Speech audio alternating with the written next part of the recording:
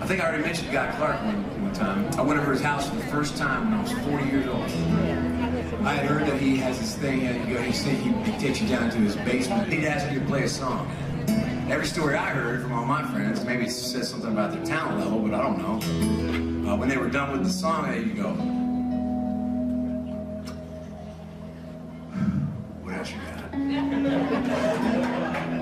And then they'd play him another one, and he'd just sing and everything. And then he'd play them the Randall Knife or something that's like, you know, so you immediately know what the bar is. And that you ain't gonna get there today. And so instead of going over there and just sitting below the bar, I just said, I'm not going over there until I feel like I'm at least within arm's reach of it. And plus everybody I knew, they all had these stories about how they go over there and they do that and they get all nervous and they'd start writing a song and he'd roll up a joint and they'd smoke that and they'd get really way too high because they're all amateurs. And then he'd go, we got any ideas? And they'd play him ideas and he'd go, we got it. What's it? Give me another one. And one of my buddies goes, did you bring any fucking good ideas today? God, man, that's the devil down there. And when you're high, it very well could be. So I waited until one morning I woke up and I was on my way to Nashville and I was like, dude, what are you afraid of, man? You're 40 years old. You can get high or not if you fucking want to or don't. And if you don't like your ideas, fuck him. And I found out, man, if anybody ever asked me when they should go over to their hero's house, that's when you should go.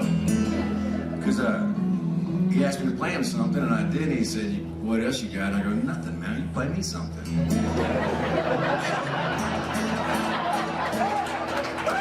I don't know, man. It's the best you got, it's the best you got, man. And during that same trip, that very same day, man, I had just finished a tour, and it was when Barefoot and Crazy was a big hit, a huge hit. But we had this deal with Justin Boots where they gave me all these pairs of boots, and at the end of the show, I'd play Barefoot and Crazy, the very last song, and I would take off the boots I had, I would get the mic stand all situated just right, and I would balance my boots on the mic stand. It was fucking magical, man. It was like girls would go, oh my God, man, can you imagine? Then I'd do this thing. I thought rabbits were gonna come out of my shoes.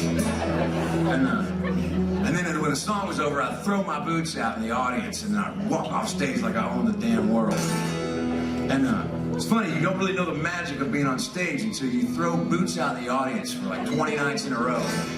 And almost every night, but definitely the last night, some dude with a bloody nose comes backstage and is looking for it. Where's Jack?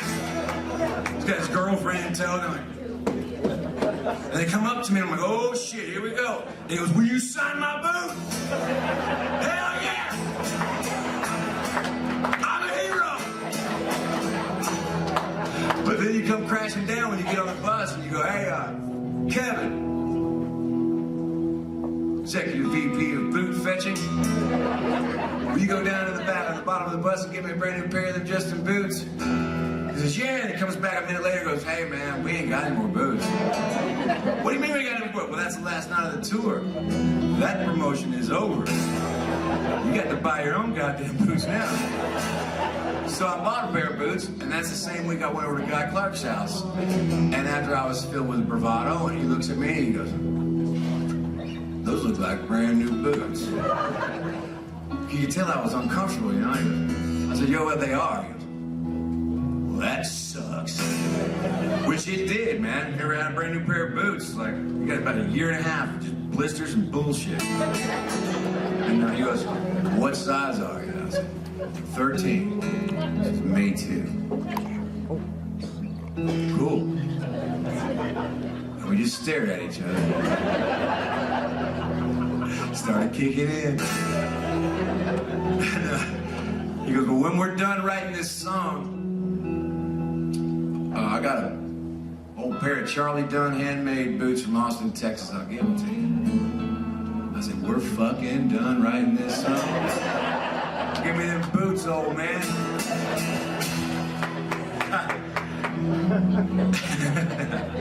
I talk about them a lot because, you know, writing songs is like trying to explain a dream. You gotta get it from here where it's beautiful. You see all the edges, all the colors, everything. It's like a moment of clarity. And then you try and get it through all that bullshit of your filter out onto a page and into a melody. And you just lose the thread somewhere, and so you start making shit up, and that's where your songs turn to shit. And Guy Clark somehow had the ability to recreate those dreams in full color. I asked him about it one time. I said, hey man, is that what it's like for you? He goes, yeah, that's what it's like. I go, fuck, it's hard.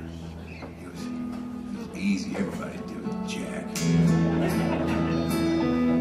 This is the only song I play, is pretty much, and I started playing it because I wanted to feel like how it would feel to play a song that really did say everything I wanted to say in 3.5 minutes. And I spent 25 years writing all the other kind. Got an old blue shirt, suits me just fine. Like the way it feels, so I wear it all the time. Got an old guitar, it won't ever stay in tune. Like the way it sounds in a dark and empty room. Got an old pair of boots, they fit me just right. Well, I can work all day, and I can dance all night. I got an old used car that runs just like a top. I get the feeling it ain't ever gonna stop. Stuff that works, stuff that holds, the kind of stuff you don't hang on the wall. Stuff that's real, stuff you feel, the kind of stuff you reach for.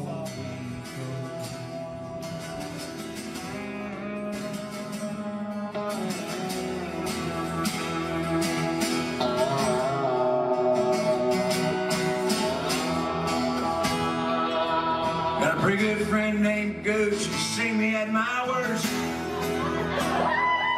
Can't seem to find me blessing or a curse. But he always shows up when the chips are down. And that's the kind of stuff I love to hang around. Stuff that works, stuff that holds up. Kind of stuff you don't hang on the wall. Stuff that's real, stuff you feel. All Kind of stuff you read. wonderful storytelling input. You know, I mean, Texas is known for storytellers and bullshitters, and seems to fit perfectly in the writing songs. The only songs I've ever gotten cut are the ones I wrote for myself to sing. I didn't even think about the radio or think about other artists doing them, you know, that kind of thing. So I just quit wasting my time thinking about it, because the best work always comes from writing for yourself and writing stuff you know about, rather than what would George Jones like? What would George Strait like? She's got a playground sense of justice, man, she won't take odds. And I've got a tattoo with her name right through my soul. I think everything she touches turns to gold. Stuff that works, holds up. Kind of stuff you won't hang on the wall. Stuff that's real, stuff you feel, kind of stuff you reach for when you fall. Stuff that works, stuff that holds up,